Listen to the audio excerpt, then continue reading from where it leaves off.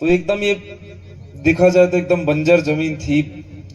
और यहाँ का जो मकान था एकदम जर्जर हो रखा था। एक या दो कमरा था, वो भी एकदम टूटा फूटा।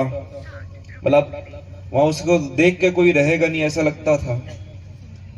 लेकिन आज देखिए आप सब, आज महान साहब की इतनी मेहनत है, उसकी उनकी मेहनत से, उनके परिश्रम से इतना खूबसूरत आश्रम यहाँ तैयार हुआ है। इतने लोग यहाँ पे आते हैं, हर वर्ष कार्यक्रम होता है।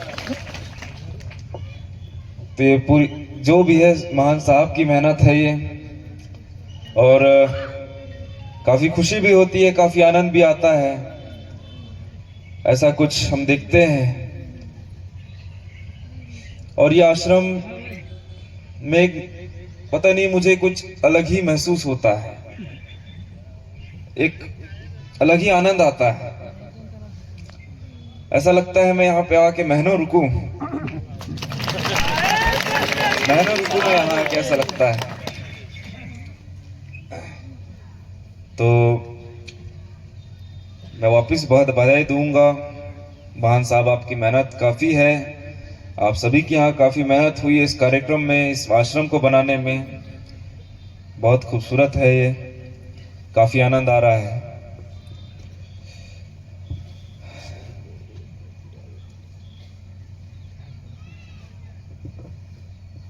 मैं आपको एक कहानी बताता हूं। एक गांव में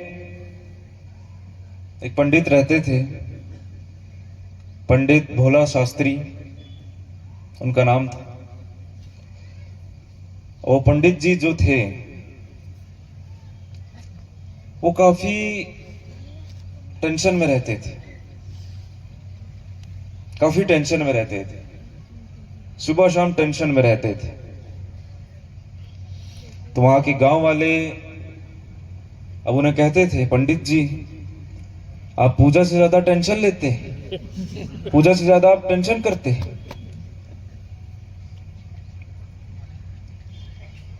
वो सुबह उठते ही बैठते थे, सुबह उठते ही क्या सोचते थे कि काश सर पर, काश मैं 5 साल पहले वो जमीन ले लेता, काश 5 साल पहले मैं कुछ वो कार्य कर देता, 10 साल पहले वो कुछ वो कार्य कर देता।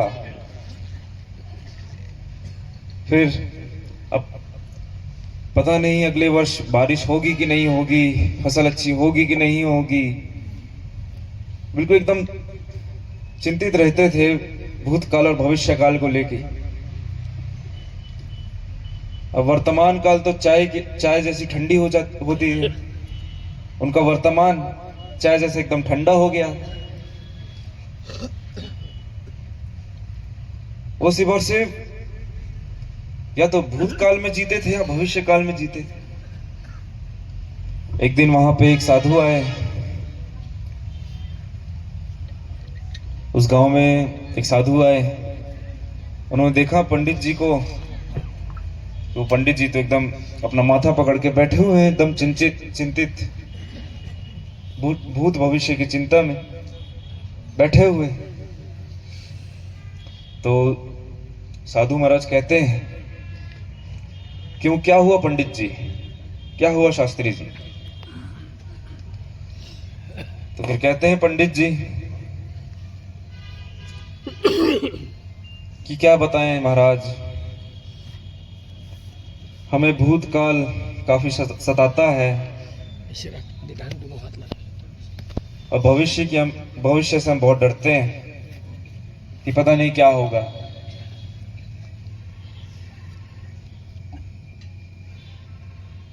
तो जो साधु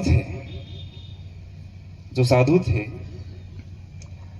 वो मुस्कुरा के शास्त्री जी को बताते हैं, पंडित भोला राम शास्त्री जी को कबीर साहब की एक वाणी बताते हैं, काल करे सो आजकल, आज करे सो अब, पल में परले होगी, भौरी करेगा कब।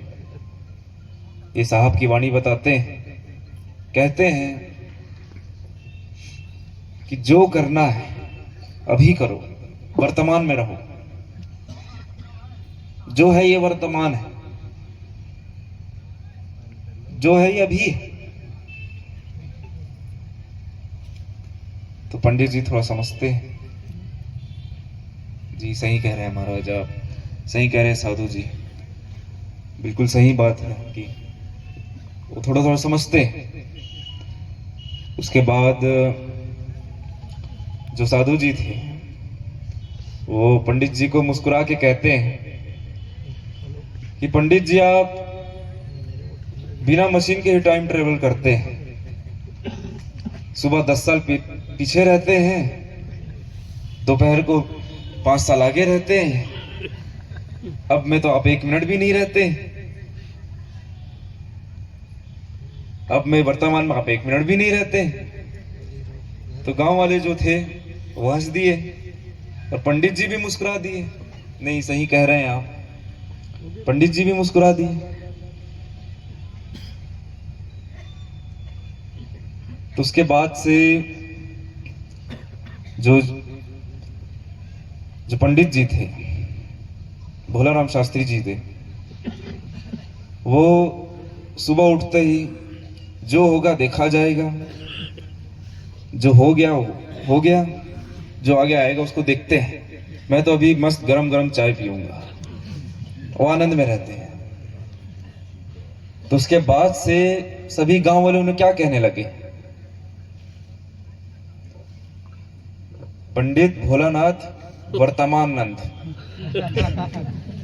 पंडित भोलानाथ वर्तमान नंद कहने लग गए। वो वर्तमान में रहते थे, काफी आनंद में रहते थे। कोई चिंता नहीं भूतकाल की, कोई चिंता नहीं भविष्य काल की। वो वर्तमान में रहते थे, आनंद में रहते थे।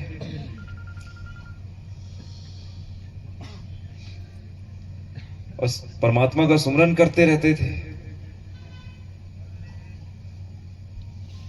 परमात्मा का साहब का नाम लेते रहते थे।